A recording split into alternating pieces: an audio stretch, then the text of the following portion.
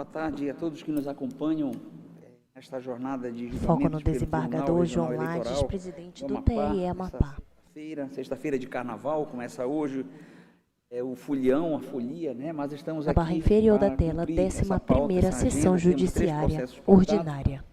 E havendo quórum, eu declaro aberta a nossa sessão, submetendo aos pares a ata da sessão de ontem. Se não houver necessidade de alteração, declaro a ata aprovada. Ata aprovada.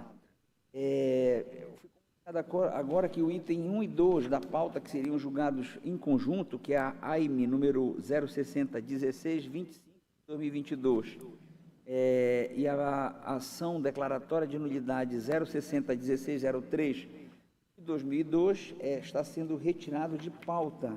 É isso mesmo, doutor Rivaldo? Sim, senhor presidente. O advogado que patrocina um dos impugnados apresentou pedido de retirada de pauta, justificando com a juntada de um laudo médico, o doutor Paulo Melém, que já é de conhecimento da corte, que ele já faz tratamento de quimioterapia. Então, pelo laudo, estaria incapacitado de fazer a sustentação oral. E ele, inclusive, manifestou nos próprios autos, senhor presidente, que, acaso ele não tenha condições, no próximo julgamento, de participar e fazer a defesa oral, ele fará o subestabelecimento. Foco no juiz da classe dos advogados, Rivaldo Valente. Tal ato. Então, doutor Fábio, doutora Gláucia, está, então, justificadamente retirado de pauta, tá bom?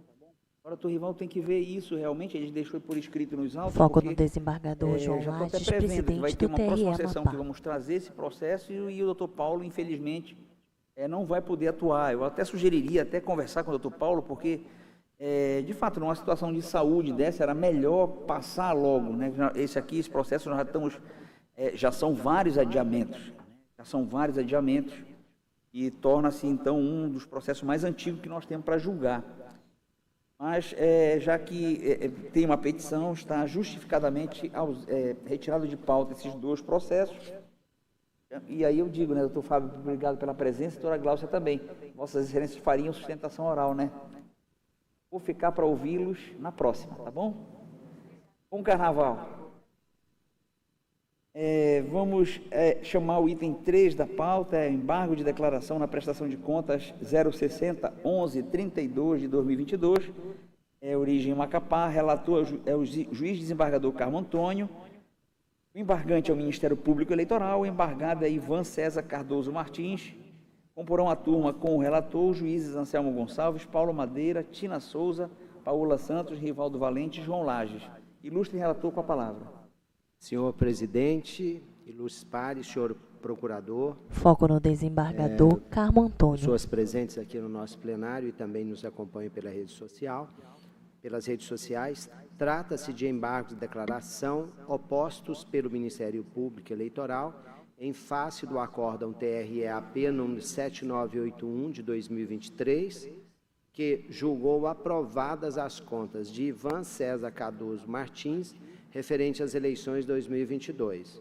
O órgão ministerial afirmou que o acórdão se omitiu por não ter esclarecido as razões pelas quais deixou de acatar o entendimento do Tribunal Superior Eleitoral, o qual afasta a tese de que a prestação de contas se limitaria à mera análise de escrituração contábil.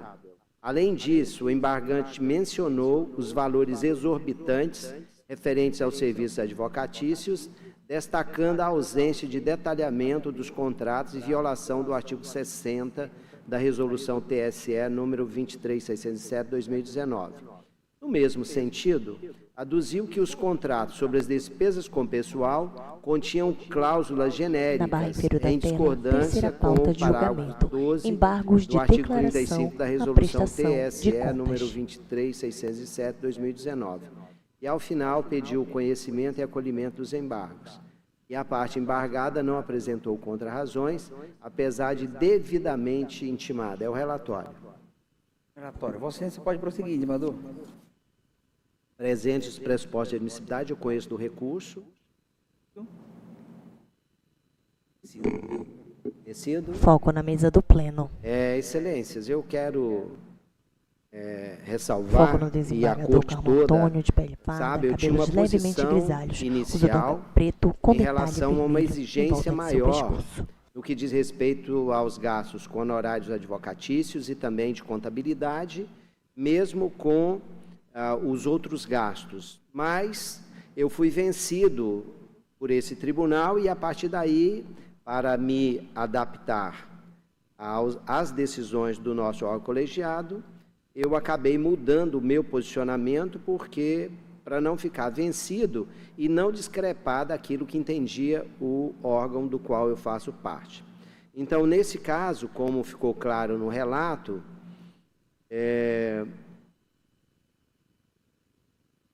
o Ministério disse que houve omissão, por quê? Eu não deixei claro no voto por que nós não acatamos o entendimento do Tribunal Superior Eleitoral, que afasta a tese de que a prestação de contas se limitaria à mera análise de escrituração contábil. Então, eu estou registrando aqui que essa omissão não existe, porque ficou claro no acórdão, eu vou até transcrever, eu deixei registrado o seguinte, no que foi acompanhado pelos colegas. O contrato descreve que o objeto contratual é serviço de advocacia judicial de elaboração da prestação de contas da campanha eleitoral 2022. Contudo, ainda que a descrição seja sintética, é possível identificar qual o serviço a ser prestado, razão pela qual eu afastei a irregularidade nesse ponto. Então, no trecho citado, é possível identificar a fundamentação em relação aos serviços advocatícios, os quais foram descritos no contrato indicado, ainda que de forma breve, fato que afastou a irregularidade apontada pelo embargante. Em relação à despesa com pessoal, também foi debatido no acórdão. Eis os fundamentos por mim utilizados.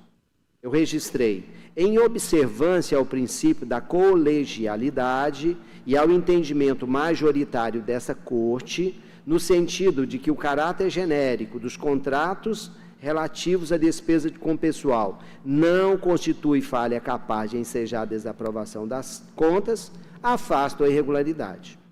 Destaco por oportuno que não desconheço o precedente do Tribunal Superior Eleitoral mencionado pelo embargante, que admite a observância do princípio da economicidade na prestação de contas. Entretanto, é consolidado o posicionamento do nosso colegiado no sentido de que, abro aspas, a análise feita em processo de prestação de conta se destina a avaliar a regularidade contábil e formal das receitas e despesas efetivadas pelo candidato e apurar se o gasto foi documentado, declarado e se tem objeto lícito. Então, esse é o nosso entendimento, inclusive, esse relato que eu estou citando é do juiz Juscelio Neto, que, como eu, também pensava de forma diferente inicialmente. Então, apesar da existência da teoria dos precedentes, a aplicação de tese firmada a outra hipótese semelhante não é automática, devendo ser observados os contextos fáticos e jurídicos das situações em comparação. Nesse sentido, para ser adotado um precedente, é imperioso que exista similitude fática e jurídica entre o caso em análise e o julgado anteriormente debatido, o que não se mostra preenchido nos autos. Na realidade, o que se conclui é a inconformidade do recorrente com o posicionamento firmado reiteradamente por esse colegiado, o qual mantém os fundamentos sobre os quais os pontos exaustivamente aqui debatidos em pleitos anteriores. Então, Excelência, diante dessas considerações, eu estou aqui rejeitando os embargos e mantendo integralmente o acórdão combatido. É meu voto. E com o voto a juiz Anselmo Gonçalves.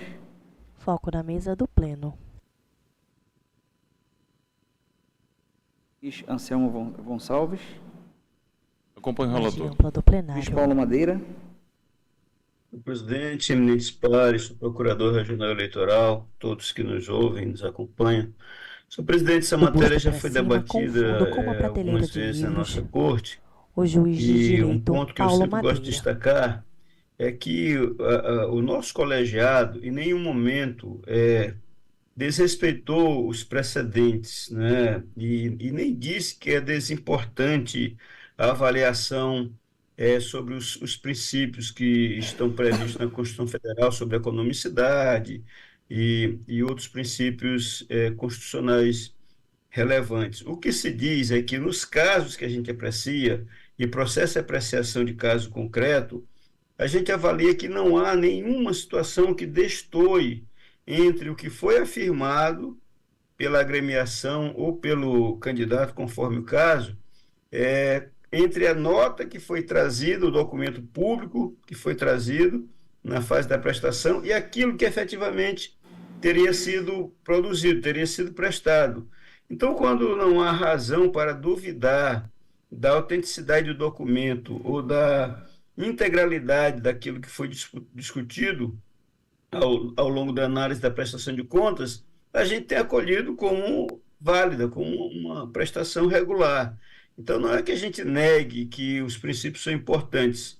O que se tem afirmado é exatamente o contrário, é que nas análises dos casos concretos, a gente não encontra irregularidade capazes de justificar uma desaprovação de conta. Então, o voto de Sua Excelência, o presidente, o relator que foi acompanhado pela Corte na integralidade, né, está coerente com o que temos decidido de forma reiterada, portanto, eu também estou rejeitando os embargos. O voto da juíza Tina Souza. Acompanho o relator, Excelência. Da Paola Santos. Acompanho o relator, presidente. Rivaldo Valente. Me acompanho, relator, senhor presidente. Eu também acompanho, anuncio o resultado. O TRE da Amapá, unanimidade, conheceu e rejeitou os embargos nos termos do voto do juiz relator. Eminentes pares, não há mais processos, então resta declarar encerrada a sessão, desejando a todos um bom feriado de carnaval, tá bom? Foco no Até a desembargador próxima João sessão. Lages, Está encerrado o presidente trabalho. do TRE Amapá.